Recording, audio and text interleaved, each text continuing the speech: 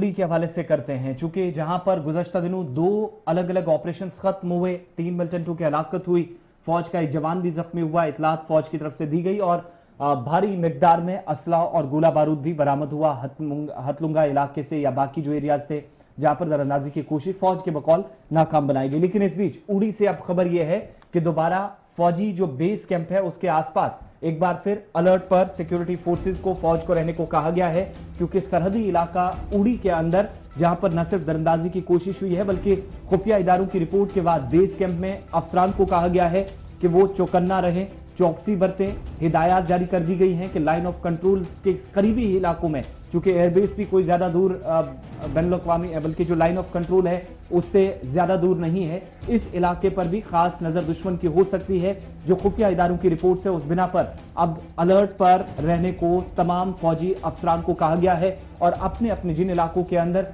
जहां पर जो दायरा अख्तियार है, जहां पर वो इस वक्त निगरानी कर रहे हैं, उन इलाकों में मजीद